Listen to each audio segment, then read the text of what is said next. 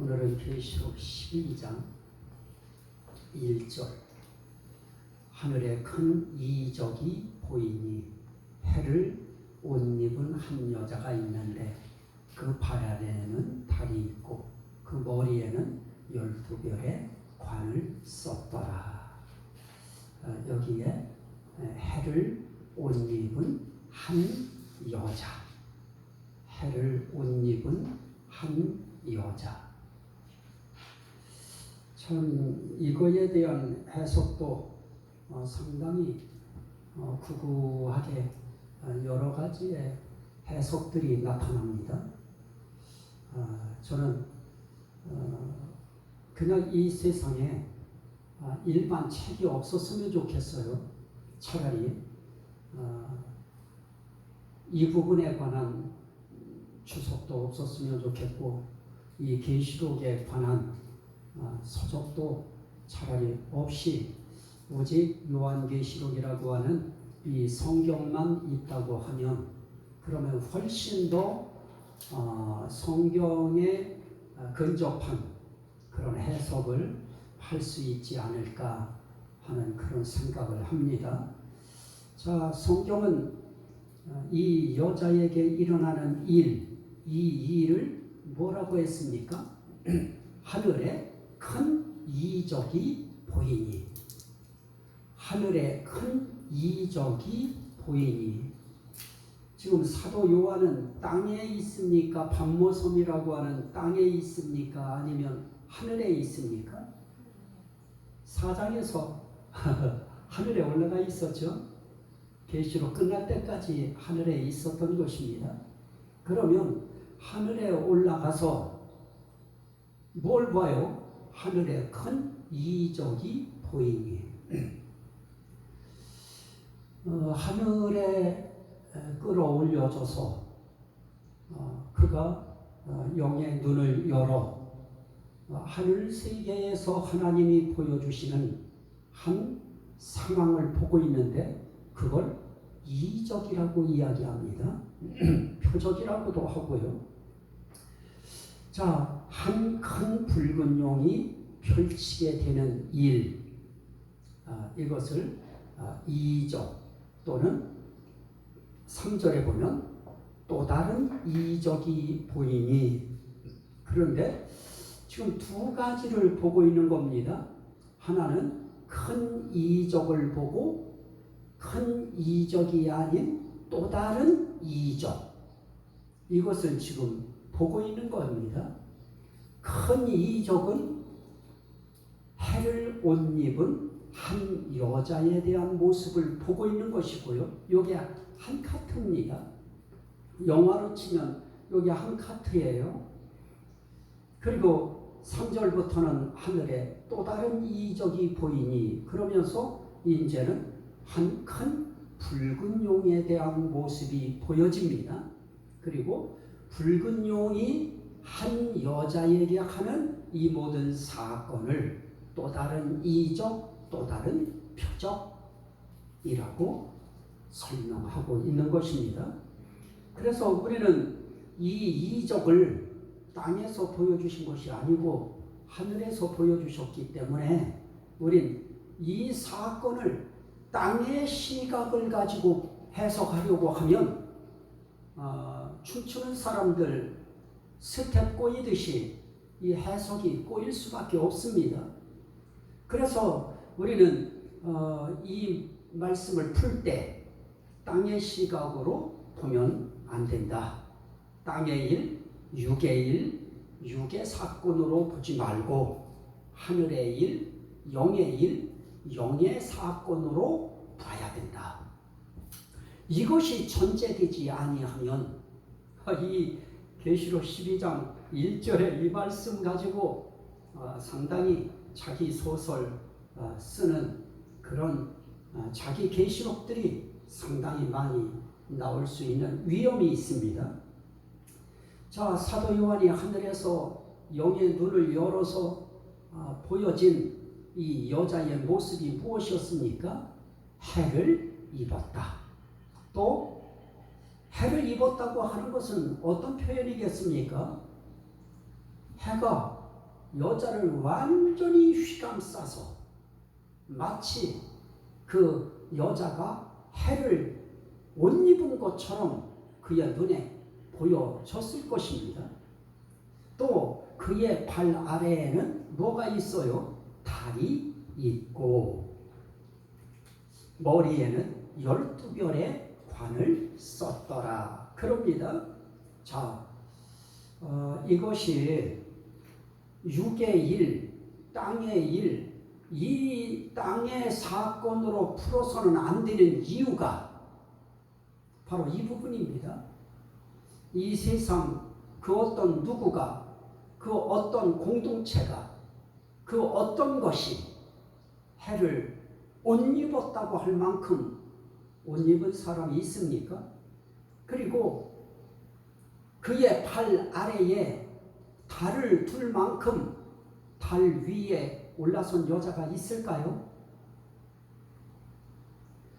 이것은 뭐 해도 영예를 해야 되는 거고 달도 영예를 해야 되는 거고 별도 영예를 해야 되는 거 아니냐? 이렇게 막 나가면 뭐 그런 사람들하고는 얘기할 뭐 엄두도 안 날 뿐더러 대책 없지요. 이것은 그가 볼 때 분명히 해를 못 입었고요. 그가 볼 때 영해를 해서 옷 입은 그런 것으로 사도 요한 봤다고 했습니까? 우린 요 단어 하나하나에도 우리 마음속에 어떤 결심이 굳혀져야 됩니다. 사도 요한이 영적인 해를 옷 입은 여자 봤다고 했나요? 영적인 달의 의미를 발 아래에 두고 있다고 했나요? 12관을, 12별의 관을, 이 세상 그 어떤 여자가 12별의 멸류관을 쓰고 사는 사람이 어디 있어요? 이것은 이 세상의 언어로는 또 시각으로는 이 말씀을 해석하면 이건 대책이 안 섭니다. 영해하려고 하면 더더욱 대책이 안 서고요. 액면 그대로 해를 옷 입은 한 여자입니다. 그 발 아래에 달이 있었습니다. 달 위에 여자가 있었어요. 이 세상 그 어떤 여자가 달 위에 올라가서 살아있을 수 있는 사람이 있습니까? 이야기가 안 되는 겁니다. 자, 그러면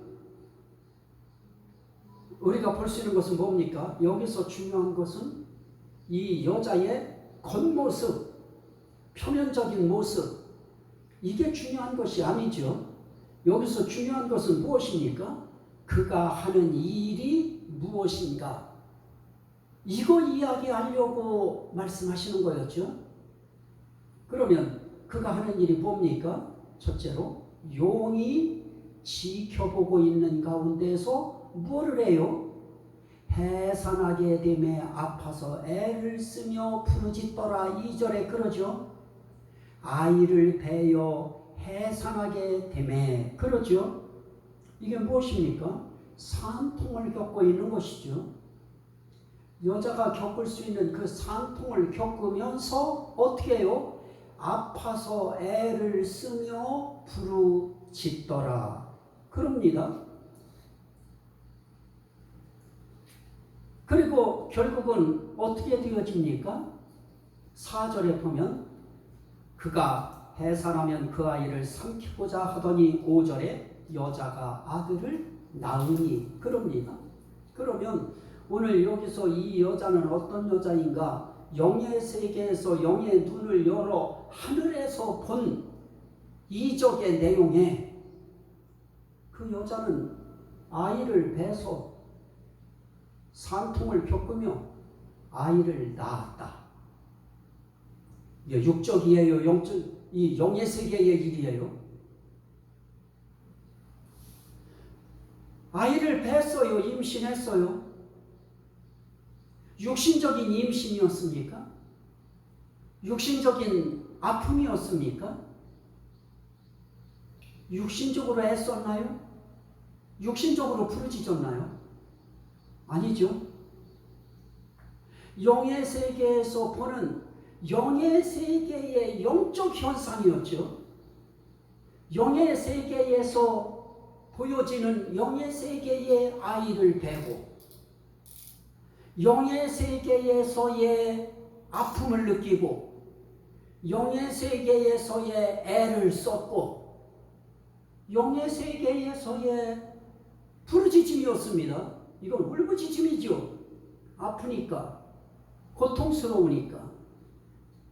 그러다가 아이를 낳아요. 어디에서요? 하늘에서. 1절이 그 문제의 답입니다. 하늘에 큰 이적이 보이니.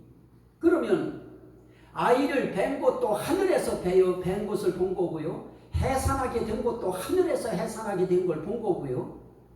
아파한 것도 하늘에서 아파하는 것을 본 거고요. 애를 쓴 것도 하늘에서 애쓰는 것을 본 것입니다. 부르짖는 것도 하늘에서 부르짖는 것을 본 것입니다. 그리고 5절에 여자가 아들을 낳으니 아들 낳았다고 할 때도 어떻게 된 거예요? 하늘에서 아들 낳는 것을 하늘 영의 세계에서 본 것입니다. 그거에 대한 오해가 없어야 되고요. 그런데 그가 어떤 자라고 했어요? 철장으로 만국을 다스릴 남자라. 철장으로 만국을 다스릴 남자라. 그러면 사람들은 그러니까 그리스도다 이렇게 나올 것입니다. 자, 그런데 보십시오. 이제 그가 아들을 낳았는데 어떻게 됐어요? 그 아이를 하나님 앞과 그 보좌 앞으로 올려가더라. 하나님 앞과 보좌 앞으로 올려가더라. 언제 올라갔어요? 저는 그냥 무턱대고 만국을 다스릴 남자라, 철장을 가지고 만국을 다스릴 남자라 그러니까 읽었던 말씀이 있고 배웠던 말씀이 있고 읽었던 말씀이 있으니까 그냥 그리스도다 이렇게 머리에 관념을 체계화시키려고 하는 그런 생각 버리고요. 그리스도는 장성에서 올라가셨죠. 여기는요, 영의 세계에서 보여진 이 남자 아이는 언제 올라가요? 아이 때, 다시 말하면 베이비 때 낳자마자 올라가는 거예요. 자, 17절 말씀에 보면 남은 자손이 있는 여자, 용이 여자에게 분노하여 돌아가서 그 여자의 남은 자손, 그럽니다. 곧 하나님의 계명을 지키며 예수의 증거를 가진 자들과 더불어 싸우려고 바다 모래 위에 섰더라. 이 여자에게는 아이만 하나 있었던 것이 아니고 누가 있어요? 남은 자손. 또 세 번째로는 하나님이 1260일간 양육하기 위하여 예비하신 곳이 있다는 그 광야로 도망한 여자. 6절이죠. 그 여자가 광야로 도망하매 거기서 1260일 동안 그를 양육하기 위하여 하나님께서 예비하신 곳이 있더라. 자, 여기에 광야도 어디에서 보여진 광야입니까? 하늘에서죠. 하늘에서 보여지는 바로 하늘에 있는 광야죠. 근데 사람들은 자꾸 그렇게 생각하지 않아요. 이 세상에 있는 어떤 광야, 그래서 사람들은 거기서 뭘 얘기해요? 이 땅에 피난처 있다, 이렇게 자꾸 해석을 끌고 가려고 해요. 참 생각 많이 해야 될 그런 사상들을 갖게 만드는 그런 해석들이 사람들을 그쪽으로 몰아갔던 것입니다. 그런데 성경을 보시자는 거예요. 하늘에 큰 이적이 보이는데 하늘에 그 여자가 어디로 도망가느냐? 광야로 도망간다. 하늘에 있는 여자가 어느 광야로 도망가느냐? 이 땅의 광야로 도망가는 것이 아니고요. 하늘 세계에 영적 광야가 있어요. 영의 세계의 광야로 도망가매. 거기서 1260일 동안, 다시 말하면 땅에서 1260일 동안이에요. 하늘 광야에서 1260일 동안이에요. 우리는 그래도 그나마 이성이라고 하는, 그게 우린 그나마 조금이라도 있는 사람들 아니에요. 그 이성적인 그 사고와 분별력을 가지고 그냥 문장 읽기만이라도 한번 해보자고요.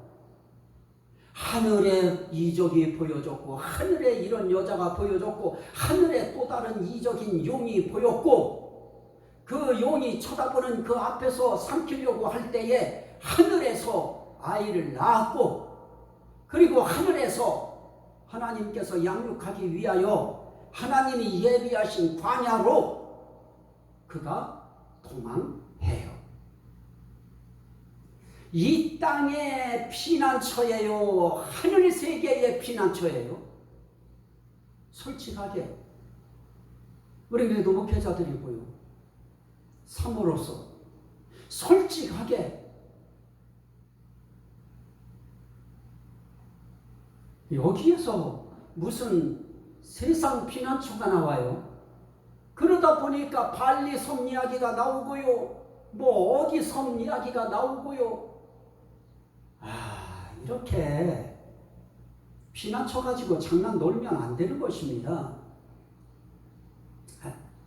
또 하나 보셔요. 그런데 갈 때에 어떻게 가요? 거기서 갈 때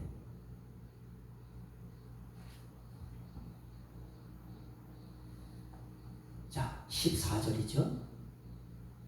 그 여자가 큰 독수리의 두 날개를 받아 광야 자기 곳으로 날아가 거기서 그 뱀의 낯을 피하여 한 때와 두 때와 반 때를 양육받으매. 이 세상 그 어떤 누구가 큰 독수리의 두 날개를 받아서 하나님이 예비하신 광야, 자기가 있어야 할 곳으로 날아간 사람이 있어요, 없어요? 없잖아요. 그런데 이 여자는 그렇게 했어요. 왜 그랬을까요? 하늘 세계에서, 하늘에서 있어지는 일이기 때문에. 여기에 독수리라고 하는 것도 어떤 독수리입니까? 이 세상에서 우리가 보는 그 독수리, 큰 독수리 두 날개 아닌 것입니다. 하늘 영의 세계의 독수리의 두 날개, 그걸 받아서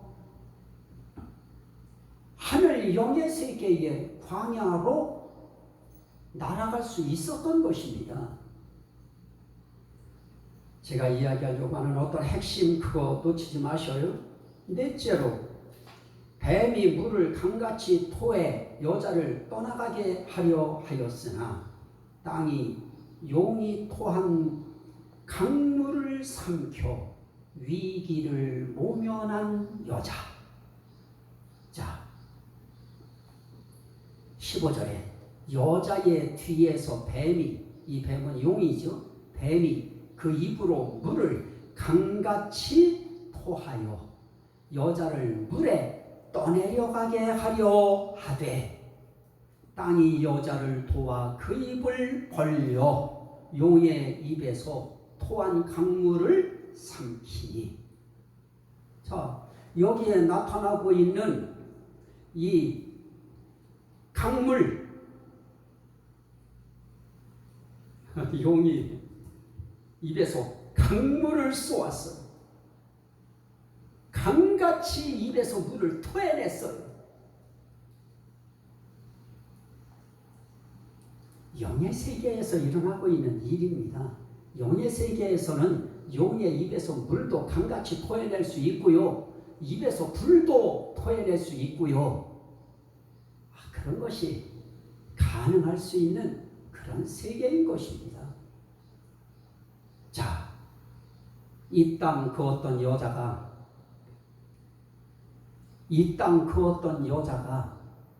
용의 입에서 토한 강물을 맞아서 죽을 수밖에 없고 떠내려갈 수밖에 없는데 어떻습니까? 땅이 그 강물을 삼켜요. 어떤 땅이요? 이 세상의 땅이요? 아닙니다. 하늘 세계에서 보여지는 영의 세계의 땅, 영의 세계의 광야, 영의 세계의 강물, 이 땅이 삼킨 거 아니고요. 영의 세계의 땅이 삼켜요, 그 물을.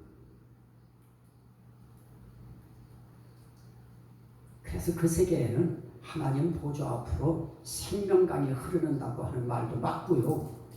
강 옆에 12가지 과실을 맺는 생명나무의 과실을 맺는 열매가 있다고 하는 말씀도 맞는 거고요. 그럼 우리 생각할 거예요. 아이고 무슨 하늘에 무슨 물이 있느냐고. 그거는 물은 말씀이니까 하나님의 말씀이 흐른다고 하는 이야기지. 그래서 이단적 사고가 발생되어지는 것이고요. 인본주의는 죽었다 깨어나도 세상적 인본주의, 이 말씀 이해 안 됩니다. 신앙적 인본주의, 흔히 말하는 자유주의 신앙론, 이 말씀 이해 안 됩니다. 그러나 액면 그대로 하나님의 말씀을 받아들이면, 그러면 그 말씀이 이해가 되어집니다. 똑같은 것입니다. 하늘 보좌 앞에 생명수 강이 흐른다고 하는 것을 믿는다고 하면 이 용이라고 하는 뱀이라고 하는 사단의 입에서 물을 강물같이 토해낼 수 있다고 하는 영의 세계의 현상도 우리는 받아내야 됩니다. 우리는 그것도 수용할 수 있어야 되는 것입니다. 그래서 이단들은 흔히 지금 아주 그냥 강세를 띠고 있는 이단, 그러면 말 안 해도 누군지 이제 알 정도로 이제 근대적 이단은 이제 사이비는 이제 드러나 있으니까 그들은 이거 100% 그러면 말씀으로 갑니다. 결국 이제 자기들이 전하는 교주가 전하는 그런 계시의 말씀, 계시록의 말씀 이제 이런 것으로 이제 가게 되어지죠. 거의 이단들은 계시록을 통해서 자기들의 그 사상을 확립해요. 어느 한 교단만 그런 것이 아닙니다. 한 종파만 그런 것이 아니에요. 거의 다 계시록 가지고 그렇게 끌고 가고요. 자, 어쨌든 위기를 모면해요. 자, 지금까지 우리가 이 내용을 우리가 한번 종합해 보면 이 여자는 육신 세상에 있는 구약교회 아닙니다. 지금 구약교회, 신약교회, 신구약 모든 교회, 종말에 있을 신령한 교회, 이것이 지금 이 세상에 기독교 강단에서, 기성교회 강단에서, 또 기성교회 목회자 또는 신학자들의 번역 또는 저술 한 책에서 나타나고 있는 내용입니다. 어떤 사람은 이 여자가 구약교회다, 어떤 사람은 아니다, 신구약 교회를 총망라한 교회다, 또 어떠한 사람은 아니다, 이건 종말에 있을 마지막 신령한 교회다.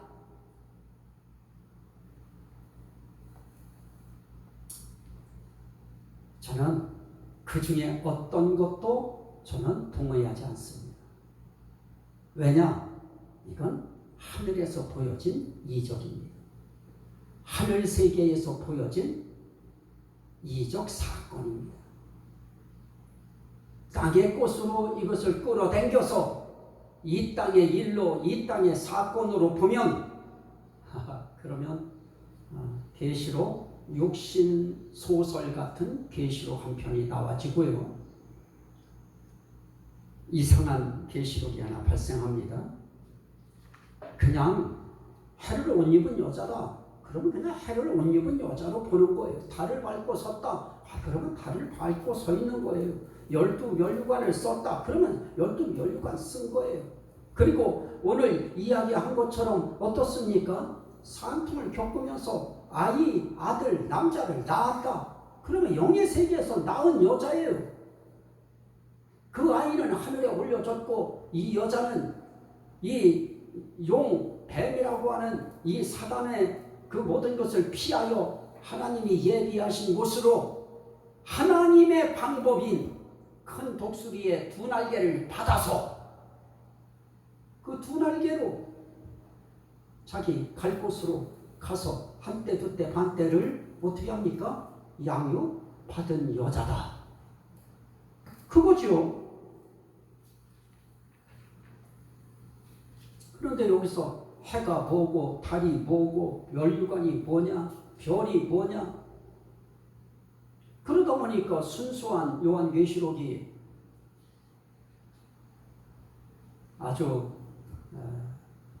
혼탁한 그런 계시록으로 돌변할 수밖에 없었던 겁니다. 자, 한번 보십시오. 이 여자를 교회래요. 이 여자가 구약교회가 됐든 신약교회가 됐든 아니면 신구약교회가 됐든 뭐 종말에 신령한 교회가 됐든 다 이 여자를 교회라고 보는 것으로는 모든 사람들의 의견이 일치됐어요. 자, 이 여자가 교회라면 그리고 그가 낳은 아들이 그리스도라면 교회가 그리스도를 낳을 수 있어요? 그리스도가 교회를 낳을 수는 있지만 교회가 그리스도를 낳을 수 있어요? 벌써 잘못됐잖아요. 그런데도 그냥 받아들여요. 왜? 훌륭한 신학자래요. 훌륭한 목회자래요. 자, 그리스도는 어떻습니까? 남편이고 교회는 신부예요. 죄송합니다. 그리고 그리스도는 머리시고 교회는 그의 몸이라고 했습니다. 그런데 여자가 교회고 아들이 그리스도라고 하면 이건 성경 머리와 몸의 원리도 어긋나고요. 남편과 아내의 원리도 어긋나 버립니다. 자, 그리고 여자가 종말의 신령한 교회다. 종말의 신령한 교회가 그리스도를 그러면 낳아요? 그리스도는 이미 이 땅에 2000년 전에 오셔서 이미 돌아가셨고 부활하셨고 승천하셨는데요. 그런데 그 이후에 발생한 종말의 신령한 교회가 그리스도를 낳는다고요?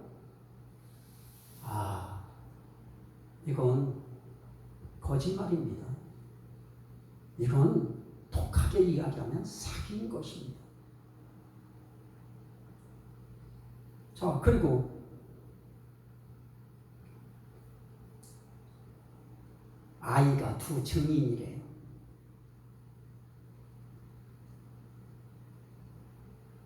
아이가 두 증인이다.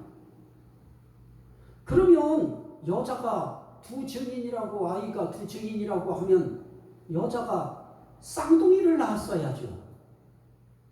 안 그렇습니까? 이게 이름 있는 사람들이 이야기하고 있는 그런 표현법이에요. 두 증인이라고 하는 이야기가. 아이가 두 증인이라고 하면 이 여자는 반드시 쌍둥이를 낳았어야 그나마 두 증인이라고 하는 거에 뭔가 가닥을 거기다가 댈 수 있을지 몰라도 이 여자는 아이 하나 낳았어요. 그리고 아이 때 올라갔어요. 하나님 보좌 앞으로.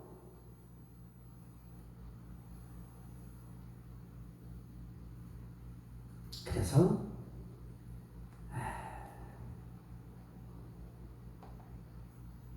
이 말도 맞지 않는 말이다.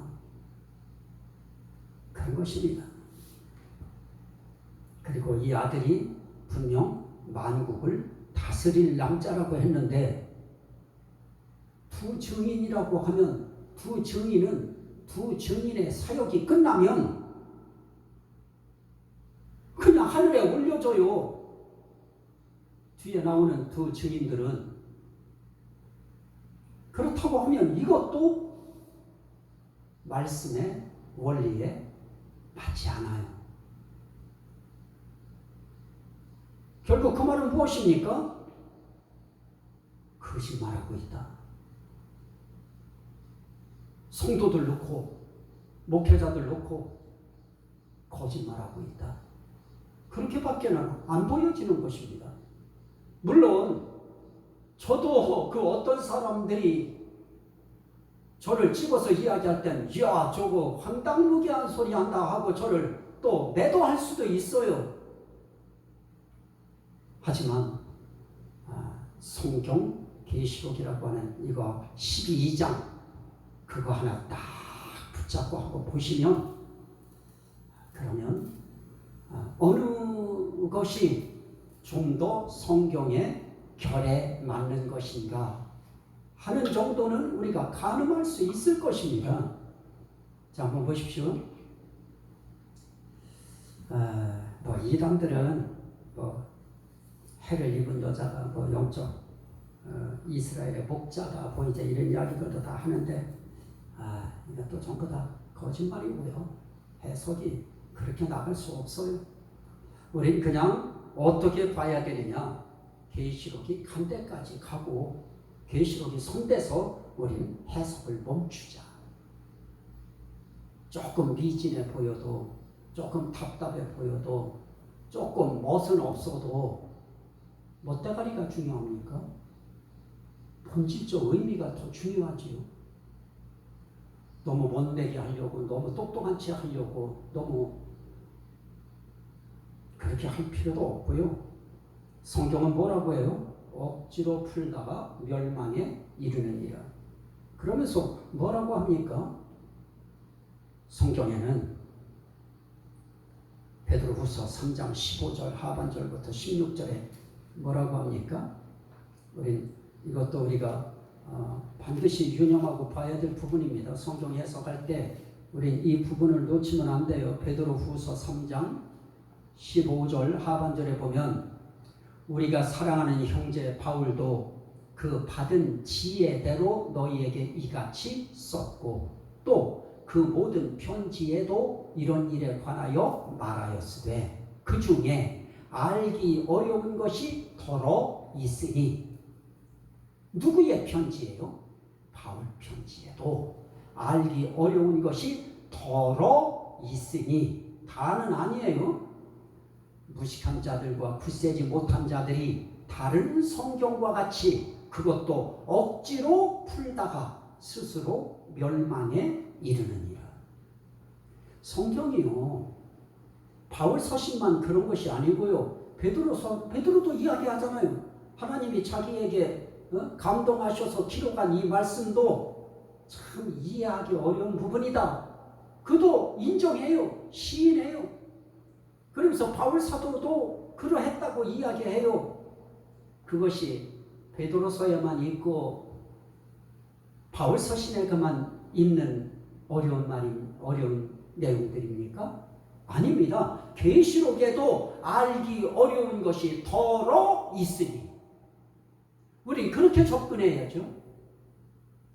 요한계시록에도 바울 서신과 같이 베드로서와 같이 알기 어려운 것이 더러 있으니 무식한 자들과 굳세지 못한 자들이 다른 성경과 같이 그것도 억지로 풀다가 굳세지도 못하고 유식하지도 못한 무식한 자들이 다른 성경들도 억지로 풀다가 멸망에 들어간 사람들이 있다는 이야기예요. 창세기를 가지고도 출애굽기를 가지고도 스가랴서를 가지고도 억지로 풀다가 멸망에 이르는 자들이 있단 말이에요. 우리도 마찬가지인 것입니다. 우리도 이 성경 가지고 어떻게 해야 되느냐? 고집 부리면 안 됩니다. 해를 옷 입은 여자, 해를 옷 입은 여자가 누구냐? 자, 우린 그러면 종합적인 결론을 내야 될 겁니다.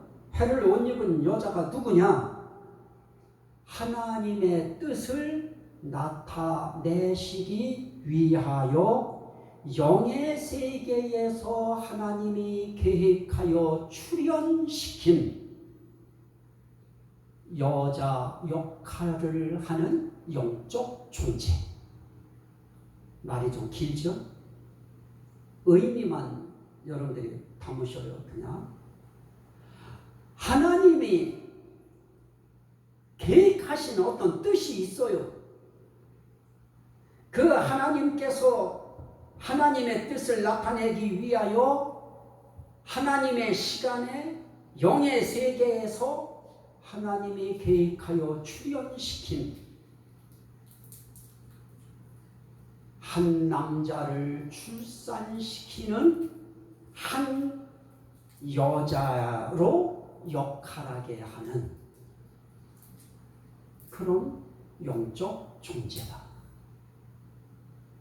이건 이 세상 존재 아닙니다. 이걸 이 세상 존재로 끌어내리는 순간, 그 순간부터 무식한 자들이 되어버리고요, 굳세지 못한 자들이 되어버리고요, 멸망에 이르는 자들이 될 수밖에 없습니다.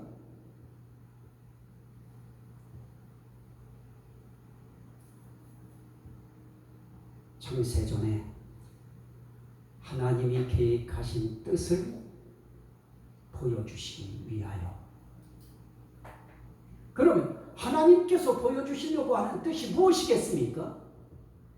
영의 세계에 이런 여자 하나도 하나님께서 이렇게 귀히 여기시고 영의 세계의 땅을 열어서 사단으로부터 이 여자를 보호하고 그 여자가 낳은 아들도 보호하듯이 하나님은 세상 속에서 현재 박해를 당하고 고통을 당하고 신앙의 억압을 당하고 죽음의 사지에 이르러서도 하나님의 계명과 예수 그리스도의 이름을 붙드는 그 신앙을 가진 사람들에게 흔들리지 마라, 두려워하지 말아라, 담대하라. 내가 너희를 이렇게 지키고 있다. 이 하나님의 뜻을 나타내 보여주기 위하여 영의 하나님 세계에 출현시킨 영적 세계의 존재입니다. 그것이 제가 이 12장에 해를 옷 입은 여자에 대하여 해석하는 저의 해석 내용입니다. 선택은 여러분들의 몫이고요. 저는 다른 사람들 것이 잘못됐다, 저는 그쪽으로 가는 이야기는 절대로 아닙니다. 신학자들을 존경합니다. 저는 훌륭한 목회자들 저는 존경하고요. 이렇게 볼 수도 있지 않겠는가? 저는 그거 여러분들과 말씀을 나누는 것입니다. 오늘 여기까지 말씀을 듣도록 하겠습니다.